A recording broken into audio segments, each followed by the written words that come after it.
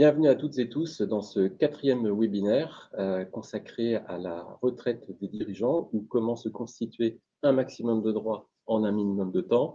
Je suis Dominique Noëlec et j'ai le plaisir d'accueillir Julie Arnoux. Bonjour Julie. Bonjour Dominique. Alors Julie, quoi de neuf sur la retraite? Eh bien, la réforme des retraites est en cours. Ce n'est pas une grande surprise.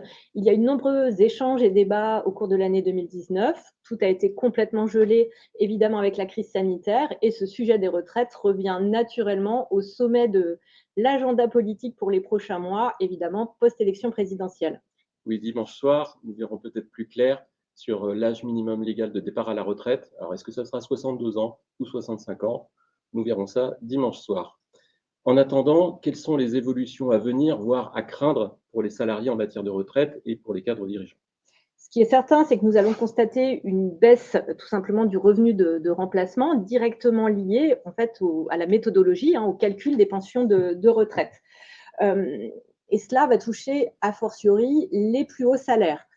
Selon le dernier rapport du Conseil d'orientation des retraites, qui date de 2019, d'ici à 2050, ce que l'on appelle le taux de remplacement, c'est-à-dire l'écart entre le dernier salaire perçu et la première pension de retraite, va drastiquement chuter. Il passera pour les cadres de 55% à 40%. Oui, c'est ce qu'on voit sur cette diapositive.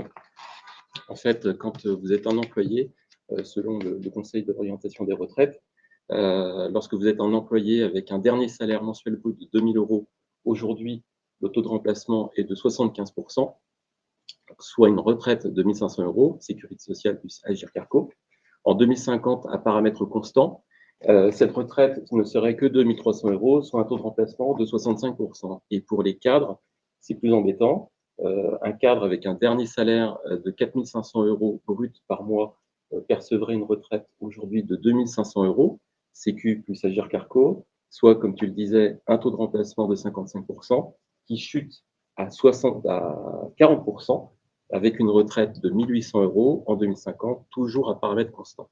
Et j'imagine que c'est d'autant plus pénalisant pour les cadres dirigeants et les mandataires sociaux. Absolument, Dominique. Effectivement, plus le dernier salaire est élevé, particulièrement élevé, plus ce taux de chute est important. La différence, comme on l'évoquait, entre le dernier salaire perçu et cette première pension de retraite. Alors, dis-moi comment compenser, comment anticiper la baisse des revenus de retraite? Eh bien, Dominique, heureusement, il existe quand même des solutions. La loi Pacte de fin 2019 est venue complètement rénover tout ce qui concerne cette retraite supplémentaire, les dispositifs existants, dans une logique de simplification, d'harmonisation des solutions existantes et surtout inciter les entreprises à financer, à aider les salariés à financer cette retraite supplémentaire. Et parmi ces solutions, on va évoquer un dispositif tout particulièrement destiné aux plus hauts revenus, une retraite supplémentaire à prestations définies et à droits certains, qui offre une réponse tout à fait pertinente aux catégories de personnel, les salariés dirigeants et mandataires sociaux qui ont une rémunération les plus conséquentes. Alors, comment peux-tu résumer les avantages de ce nouveau dispositif? Écoute Dominique, il y a principalement 5 points à avoir à l'esprit. Le premier et le principal, c'est la constitution d'une retraite significative en un temps record. Le dispositif est aussi entièrement financé par l'entreprise. Il permet aussi d'avoir une approche sans contrainte de catégorie, de catégorie objective notamment. Ça peut être pour un seul salarié dans un cadre individuel, voire dans un cadre pluriel. On définit un collège de collaborateurs et surtout, il offre des avantages fiscaux et sociaux importants. Un tout petit bémol, les travailleurs non salariés, comme les gérants majoritaires de SARL, en fait, sont exclus de ce type de dispositif. On ne vient apporter une solution que pour des salariés ou des assimilés salariés comme les mandataires sociaux. Dans son principe, quel est le fonctionnement de ce dispositif? Eh bien, écoute Dominique, on est sur un engagement qui est annuel, qui va être supporté exclusivement par l'entreprise. Il va être exprimé en pourcentage du salaire, puisqu'on est à prestation définie, c'est vraiment la mécanique. Donc, on va définir vraiment un montant garanti au moment du départ à la retraite.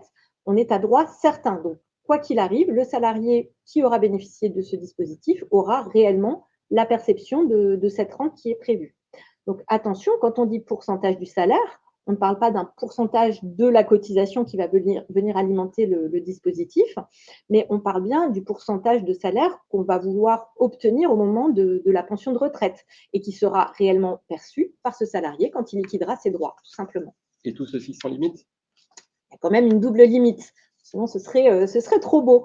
On est dans un dispositif quand même à droit certain, donc il ne va pas pouvoir excéder un engagement annuel de l'employeur de l'ordre de 3% du salaire.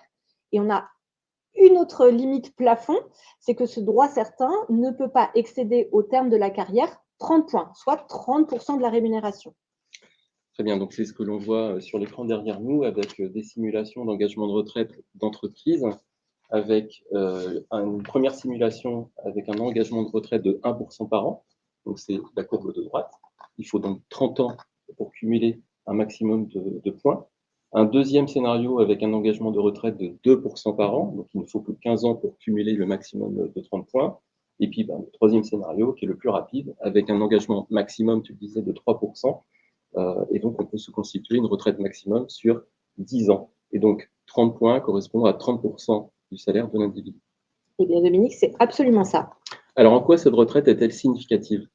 Le principe même du dispositif constitue à définir un montant de retraite additionnel pour le salarié, donc en complément de la sécurité sociale et de l'Agirc-Arrco, et celui-ci va être exprimé en pourcentage de son salaire.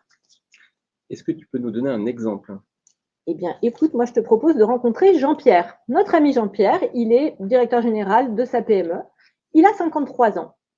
Il a une rémunération annuelle brute de l'ordre de 100 000 euros. Et puis, il prévoit de partir à la retraite à l'âge de 65 ans. Alors, son entreprise va mettre en place ce type de dispositif. Il va souscrire un contrat d'assurance qui va prévoir le financement chaque année d'une rente viagère de 1% de son revenu. Donc, cette rente à terme, ce dont il va bénéficier au moment du départ à la retraite, représentera 12% de son revenu annuel, soit environ 1 000 euros par mois, avant contribution sociale et fiscale. Alors justement, quelles sont les contributions fiscales et sociales?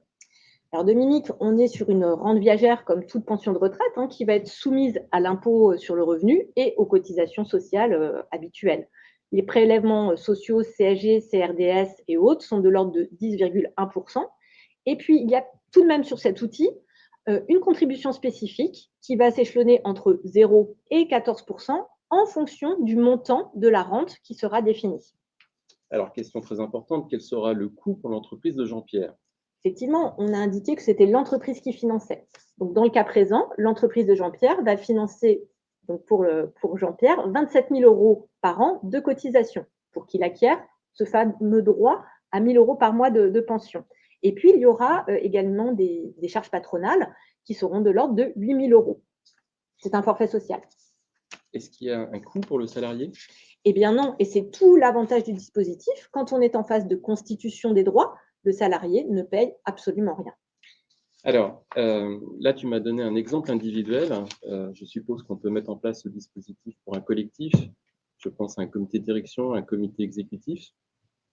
Est-on contraint par les notions de catégorie objective que l'on rencontre dans tous les contrats d'assurance collective? Eh bien, écoute, Dominique, là encore, c'est tout l'avantage de cet outil. C'est l'un des rares, voire le seul dispositif à ne pas être contraint par ces fameuses catégories objectives.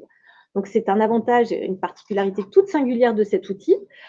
Tout simplement, il peut être mis en place pour un individu, mais également pour un collectif.